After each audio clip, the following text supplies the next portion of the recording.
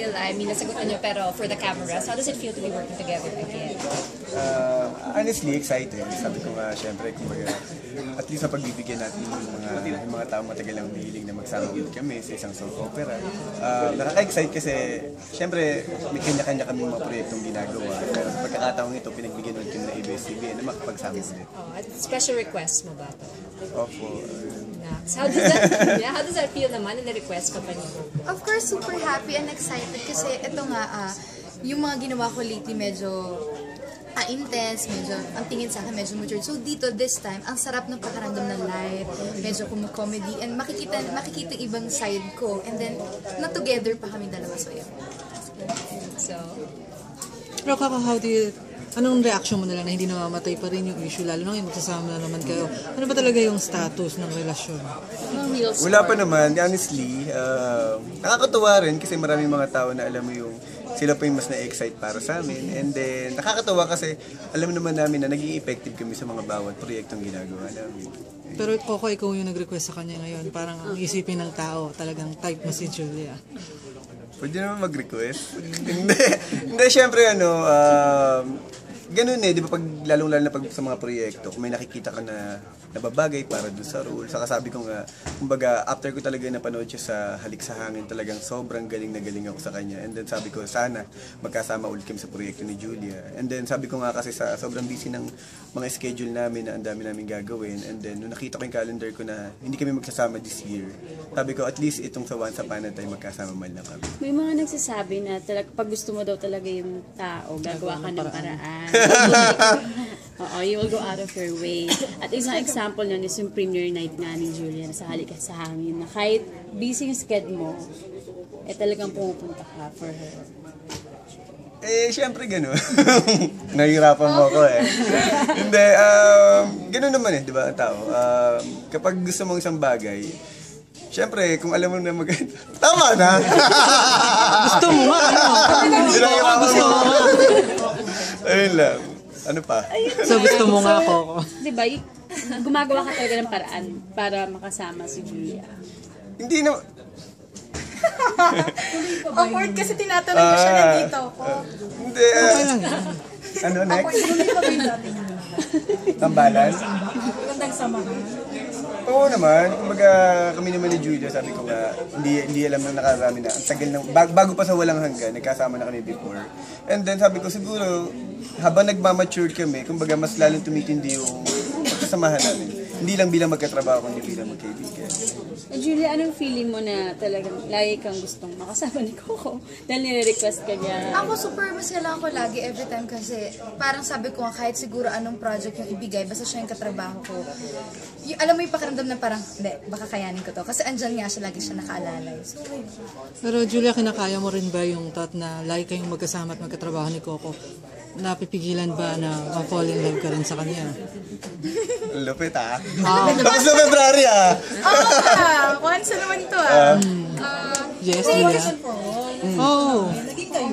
Oo, Hindi, pinangungunahan mo, mahugot Hindi pa. Ay, hindi pa. So, naniligaw ka. Pero what's stopping you, Coco? Na? Na mag-next level ng relationship, yung friendship. Hindi, kilig si Julia. kasi tinatanong siya, nandito po ako. Yun na lang. What's stopping you? Hindi ko rin Ang hirap ng tanong. Mother, Hindi, yun lang. Siguro siguro may mga bagay na talaga. Iba-iba kasi ang tao di ba? May mga bagay na parang, alam mo yung, meron kang hindi dapat minamadali or may mga bagay na, kanya-kanya di ba? Kanya-kanyang proseso ang bawat tao. Ako kasi, sabi ko nga, marami priority.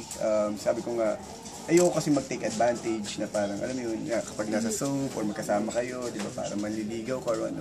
Ako gusto ko talaga, if ever lang, gusto ko makilala ako ng tao.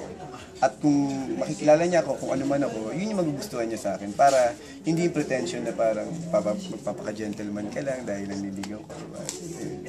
Pero you're the type na pag meron, if something happens, aaminin nyo. Oo naman, kasi sa akin naman, honestly, from the indie naman, wala naman na itago Kumbaga parang sa akin naman, ang importante dito, nagtatrabaho ako para, kumbaga para sa pamilya ko. Hindi naman ako yung tipong showbiz na parang pakeme, tago-tago, walang ganun. Kumbaga ako naman, pag kung wala naman akong dapat itago, wala naman akong ginagawang masama, anong reason para itago? Pero Coco, gusto mo siyang ligawan? Kung Anong binigay mo nung bata? Wala. Hindi nga eh. Hindi, kung nagkataon siguro, manapag-ipon-ipunan. Hindi, wala.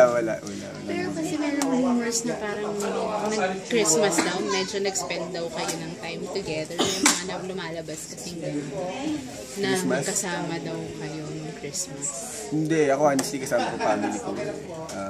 Ayun. So hindi bumisita sa si Julia? Hindi. Kasi ako family, so kailangan spend din ng time. Ayun. Bagay kayo. kayo na lang.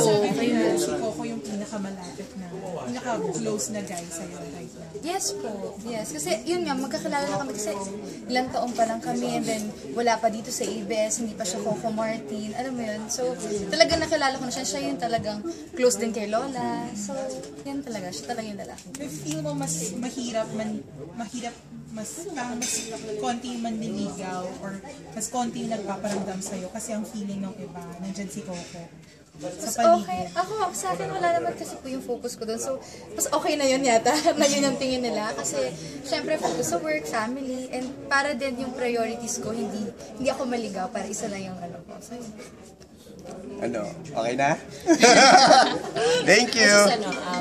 About the show, how is this different from syempre Nag-wonder ito kasi sabi ko nga, nung pinag-send sa akin talaga yung kwento, sobrang na-excite. Kasi para sa akin, syempre, may mga may mga dream project ka, ganyan. Hindi ko inakala na, nung pinag-send kasi sa akin dating One Day La Cruz, sabi ko talaga parang isa to sa mga dream role ko, isa to sa mga proyekto talagang gusto kong gawin. And then, after that, nung pinag-send sa akin to, sabi ko, sayang naman, sabi ko, bakit hindi natin gawin sa opera? Kasi ang ganda ng kwento, ang ganda ng casting, ang ganda ng plano.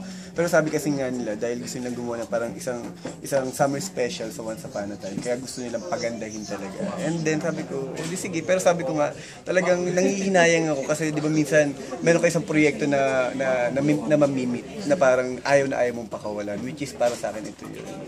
Ang cute nung title kasi sabi nga ni Mother Bib sa Oo nga eh, sabi ko nga, actually yung pangalan, kumbaga, sabi ko kasi, syempre, kumbaga kami, lalo-lalo na kami ni Julia, laging sanay yung mga tao sa amin na makita kami sa drama, mabigat na eksena. Pero this time, sabi ko, dito pakikiligin naman sila, patatawanin sila. Kumbaga yung mga bata, makikita nila yung adventure and fantasy sa amin dalawa.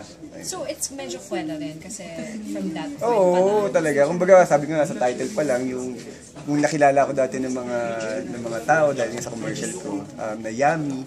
Ito talaga pinanindigan namin dito na parang yun talaga yung pangalan ko. In the same time, si Julia meron pa siya dito na eksena para siyang si Lara Croft, di ba? Parang gano'n. Parang kasi adventure talaga. Adventure Alam mo, kasi talaga. kumbaga, kung mga bata, talaga sisigurado din namin na mag-enjoy sila dito. At then yung mga teenager naman, siguradong pakikiligin namin. Ang cute, your name is Yummy. Yummy. Yummy for Yamashita. Oo, Can you say that? Yummy for Yamashita. For camera. Parang cute. Ayun lang. Yun nga. Yeah. Siguro. Yun. Yummy for Yamashita. Cute. Thank you, guys. Thank you so much.